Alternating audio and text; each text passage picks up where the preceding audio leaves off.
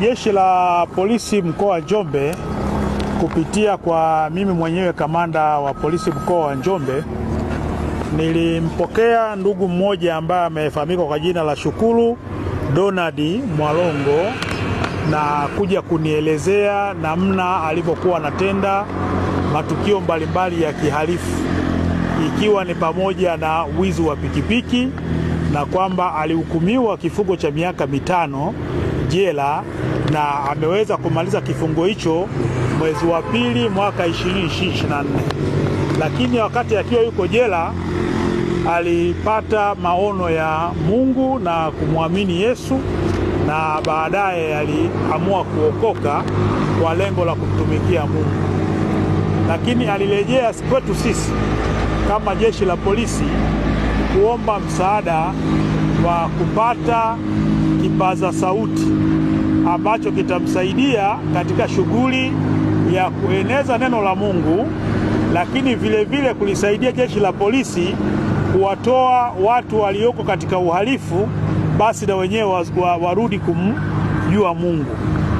Baada ya kupata jambo hili, niliona kwamba nishirikishe watu au wadau ambao wanaweza kutusaidia kupata spika hii. Mtu aliyeshirikisha ni Mheshimiwa Joseph Zakaria Kamonga. Huyu ni mbunge wa jimbo la Ludewa. Baada ya kumfikishia ujumbe huu, mara moja alikubali na akaniahidi kwamba ataweza kusaidia upatikanaji wa hii spika.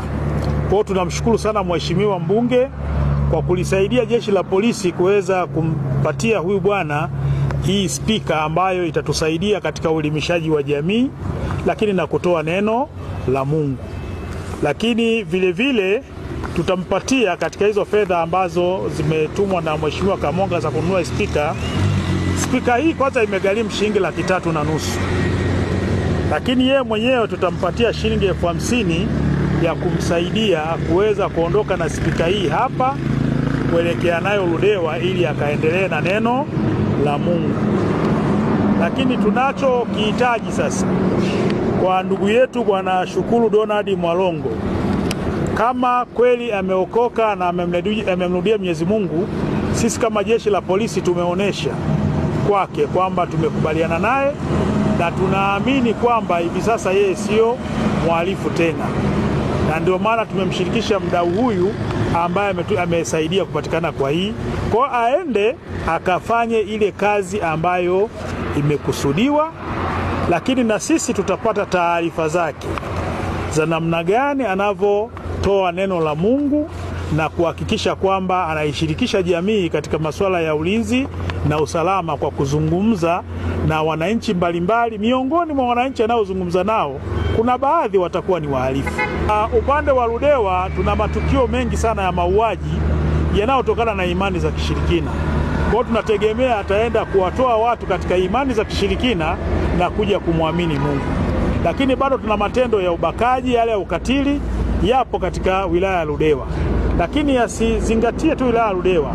Wakati mwingine atoke aje Njombe, aende Makambaku, aende Waging'ombe, Makete, kama atapata nafasi apite afanye hiyo neno la Mungu, lakini wakati huo akiwa anatusaidia jeshi la polisi kuhakikisha kwamba kupitia yeye tunapunguza uhalifu. Jina naitwa Shukuru Donald Mwalongo, ni mzaliwa wa Ludewa, Lugalawa, lakini umri nilionao ni miaka 37 hadi sasa.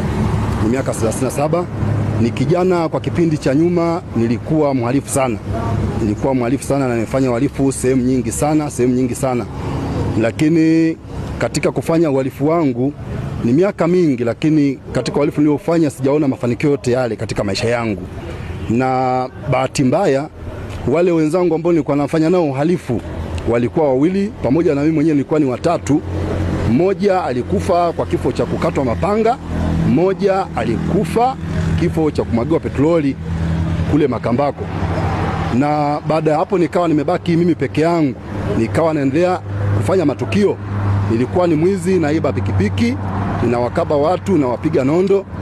Lakini pamoja na hayo ambayo nilikuwa nafanya, sikupata mafanikio yote yale. lakini baadaye nikafikiria kwamba nitafanya uhalifu, nitafika wapi?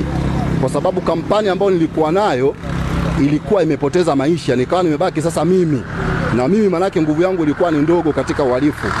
Basi niliweza kujaribu kufanya tukio la mwisho. Niliweza kuiba pikipiki huko Ludewa, mkoa wa Njombe, na nilipoiba ile pikipiki niliweza kuondoka nayo, lakini baada ya kuondoka nayo nilifika nayo Makambako. Jeshi la polisi lilifanya upelelezi mpaka kunifuatilia kuweza kunikamata na hicho chombo. Basi nilipokamatwa na jeshi la polisi wilaya ya Ludewa mkoa wa Njombe, jeshi la polisi lilishirikiana na jeshi la mkoa wa Njombe, kituo cha polisi Njombe. Basi niliweza kukamatwa nikiwa Makambako na kile chombo, hatimaye nikafikishwa kituo cha polisi Njombe. Baada ya hapo niliweza kusafirishwa na jeshi la polisi Njombe, nilifikishwa Ludewa kituo cha polisi.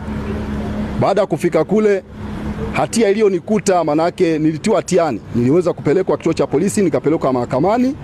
Ikaonekana na hatia kwa sababu nilikamatwa na kidhibiti kilikuwepo cha ile pikipiki, na uwezekano wa kujitetea ulikuwa haupo. Na kama unavyojua kwamba mhalifu kisha kamatwa na kidhibiti, kujinasua inakuwa ni ngumu sana.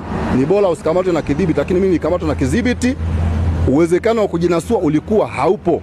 Kwa hiyo kosa lile liliweza kunitia hatiani na niliweza kufungwa miaka 5 gerezani.